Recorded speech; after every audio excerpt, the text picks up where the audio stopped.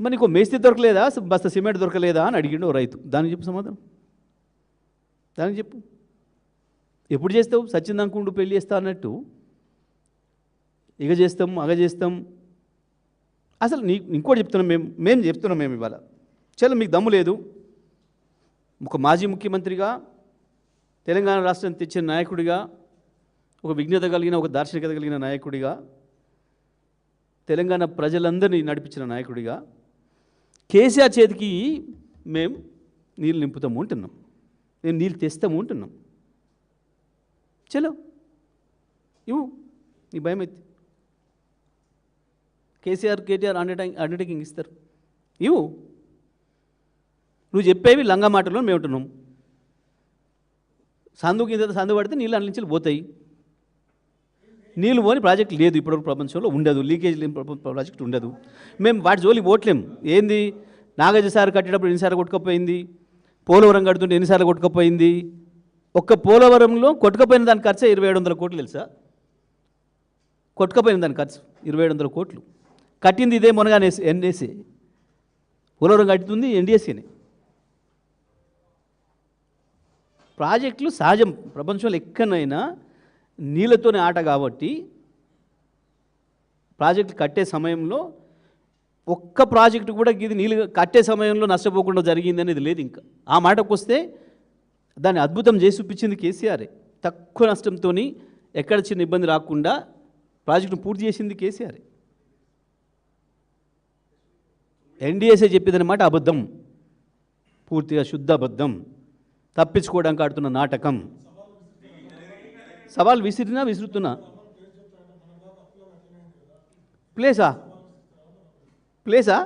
Place ఎందుకు? చెలుపా, Kannepalli start చేద్దాంపా. నీకు భయం అయితే మేమే నొక్కుతాం బటన్, నీకు భయం అయితే మేమే బటన్ నొక్కుతాం పా అంటున్నా. చలో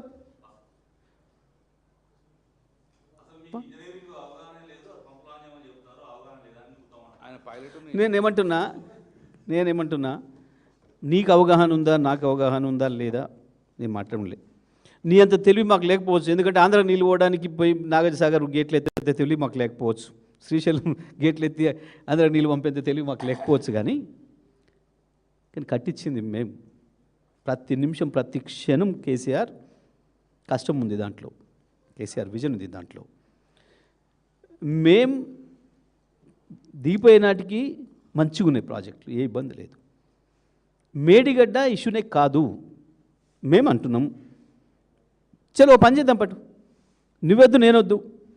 నీకు నచ్చిన పత్రికలు ఉన్నాయి కదా, మాకు నచ్చిన వాళ్ళు కూడా కాదు, నీకు నచ్చిన పత్రికలు ఉన్నాయి కదా, గా ఎడిటర్లను లేకపోతే వాళ్ళ రిపోర్టర్లను పంపించి చెప్దాం బటన్ ఆన్ చేయమని. ఓకే,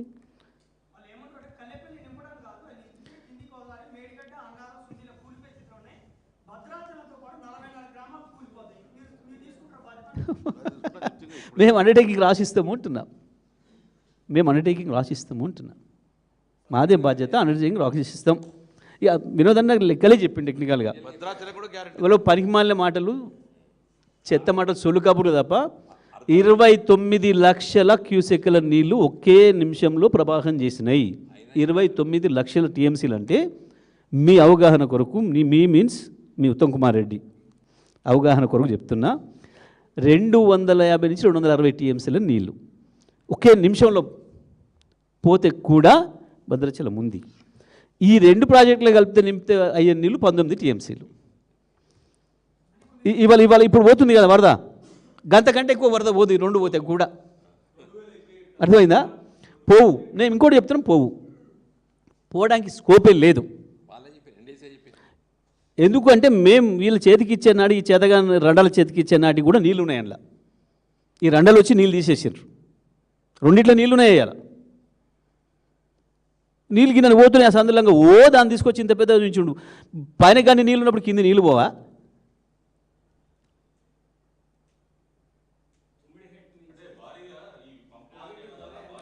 ఒక్కరు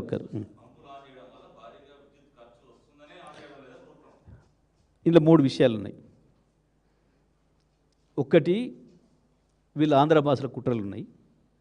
2, ఇసుకను మంద మీద పడ్డ తోడేళ్లలాగా వేల కోట్ల రూపాయలు ఇసుక దందాతోని 3 ప్రాజెక్టుల నుంచి ఇసుక తోడుకొని 100,000 కోట్ల రూపాయలు వీళ్ళ జేబులకు వేసుకుంటున్నారు. 3 కరెంటు బిల్లులు కట్టడం చేతగాక. ఎందుకు కట్టాలో ఉచితంగా రైతులకు కరెంటు బిల్లులు? బయట ఆ పైసలు ఉడకనిస్తే కమిషన్ వస్తుంది కదా, ఇది కమిషన్ రాదు. మళ్ళీ ఇంకో పంచాయతీ దాంట్లోనే ఈ రైతులు పంట పండిస్తారు. పంట పండించాలంటే ఇప్పుడు ఇతరాల పంచాయతీ, ఎరువుల పంచాయతీ. ఎరువులు ఏమంటారు? ఎరువులు ఇచ్చిన తెల్లారి పంట పండించి తెచ్చి కొనమంటారు. మద్దతు ధర, దానికి మళ్ళీ బోనస్ అదనంగా చెప్పిన గొప్పలు పోజులు కొట్టి ఉత్తర కుమార్ మాటలు మాట్లాడి చెప్పిన బోనసు కొనాలి. ఇన్ని పంచాయతీలు ఎందుకు? ఆ పైసలు అనుకున్న పైసలు కమిషన్ వచ్చే మంచిగా గది మంచిగా సుఖంగా ఉన్న పని చేసుకోక కష్టం ఎందుకు చేయాలి? ఎస్,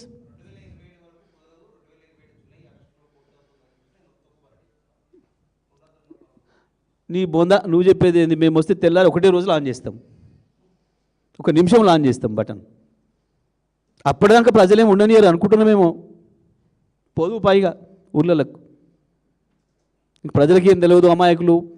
ఇన్ని రోజులు మేము చెప్పిన సొలుక అమ్మినరు అనుకుంటున్నామేమో. అర్థమైంది. ఎక్కడ ఉందో బటన్, ఎక్కడ ఉందో, ఎక్కడికి పోతే నీళ్ళు వస్తాయో ప్రజలకు తెలిసిపోతుంది.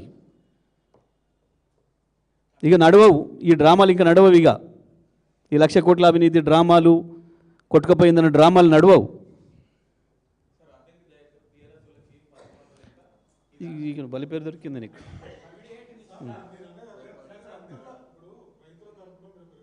మంత్రులే చేతగాక ఎరుస్తుంటేనేమో గాలముచ్చింది. ఎవరైనా ఎందుకు మంచి బహిరంగంగా చెప్తుంటే ఇప్పుడు నువ్వు చెప్పేది వినబడతలేదా? నువ్వు ఇంతలాగా చెప్తున్నావు కదా, వినబడతలేదా? కొంచెం సౌండ్ ఎక్కువ పెట్టుకొని మేము మాట్లాడి అన్నీ ఓపెన్గా చెప్పినాం. వాళ్ళలాగా మాకు ఇవ్వు అంటే ఉత్తరాలు రాసే అలవాటు ఏం లేదు. రాస్తాం సందర్భం వచ్చినప్పుడు, కానీ ప్రజల ముందు పెడుతున్నాం పంచాయతీ దా. మేము ఉత్తరం రాస్తే వెళ్తామంటే నాయటానికి సిద్ధంగా నువ్వు చెప్పినా కదా, అండర్టేకింగ్ ఇస్తామని కూడా చెప్పినాం కదా. అడగండి కుమార్ రెడ్డిని, అండర్టేకింగ్ ఇస్తుందంటే బీఆర్ఎస్ పార్టీ తీసుకొని వెళ్తారా లేదా వాళ్ళకి ఇస్తారా అడగండి. ఓపెన్ ఛాలెంజ్ చేస్తున్నాం కదా, రహస్యమేముంది? సాటుకు చెప్పలే కదా నేను శ్రీనివాస్కి, ఓపెన్గా చెప్పినాం కదా, మేము సిద్ధంగా ఉన్నామని చెప్పినాం.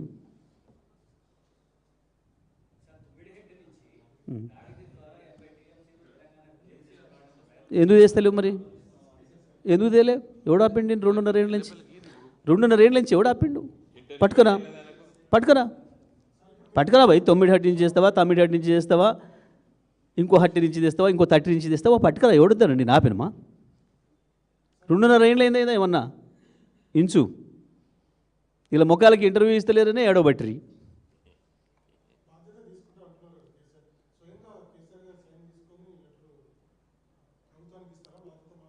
తప్పకుండా ఉత్తమ్ గారు కనుక అడిగితే ఇస్తాం. ఉత్తమ్ అడిగితే మేము సిద్ధంగా ఉన్నాం ఇవ్వటానికి. ఉత్తమ్ రేవంత్ ఎవరు అడిగినా క్యాబినెట్ అడిగితే ఇవ్వడానికి సిద్ధంగా ఉన్నాం. మేము క్యాబినెట్ అడిగి మనం సిద్ధంగా ఉన్నాం. కేసీఆర్తో ఇప్పిస్తాం. ఉత్తరమే కాదు, అండర్టేకింగ్ ఇప్పిస్తాం. ఉత్తరమే కాదు, వాళ్ళలాగా చెత్తరాతలు కావు, అండర్టేకింగ్ ఇప్పిస్తాం. తెలంగాణ ప్రజల తరఫున కేసీఆర్ ఇస్తాడు, సిద్ధంగా ఉన్నాడు. తెలంగాణ కొరకు ప్రాణం వేయడానికి సిద్ధంగా ఉన్న కేసీఆర్ తన ముందు తను కట్టి అద్భుతంగా చేసిన దాన్ని నాశనం చేస్తుంటే ఎట్లా ఊరుకుంటాడు?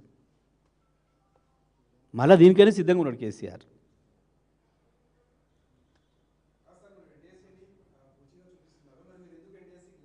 మేమెందుకు రాయాలి ఎన్డీఎస్సీ లేక? మాకేం అవసరం?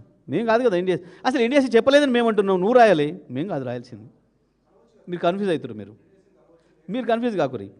ఎందుకంటే ఎన్డీఎస్సీ అదొక పాత్రే కాదు అని మేము అంటున్నాం. దాని పాత్రే లేని దానికి మేము ఎందుకు పోవాలి దానికాడికి? ఎవరు?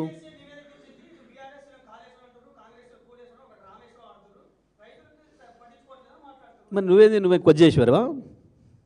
నువ్వు కొజ్జేశ్వరం ఇస్తున్నావా? నువ్వేమేస్తున్నావు?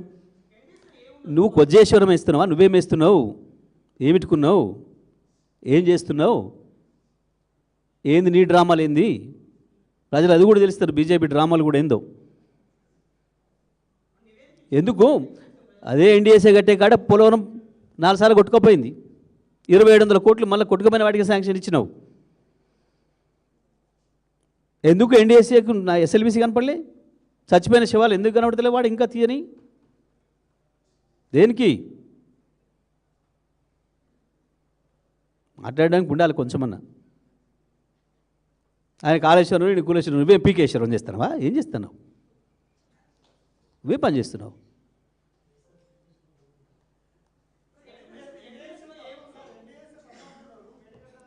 అరే మీరు లేని దాని గురించి ఎందుకు బైక్ ఇంతమంది ఎందుకు? ఆయన చెప్పిండు ఆ ఉత్తమ్ కుమారే చక్కగా బుర్రలేక మాట్లాడితే మీరు ఎందుకు కానీ ఒకటి మీరు అడగాల్సిందల్లా కన్నెపల్లి పంప్ హౌస్ ప్రారంభం చేయడానికి ఏ అభ్యంతరాలు ఆన్ చేయొచ్చు అని చెప్పి బీఆర్ఎస్ ఛాలెంజ్ చేస్తుంది, దేనికైనా సిద్ధంగా ఉంది, నువ్వేమంటున్నావు అని చెప్పి ప్రభుత్వాన్ని అడగండి. Right, thank you. కాళేశ్వరం ప్రాజెక్టులో భాగంగా ఉన్న మొదటి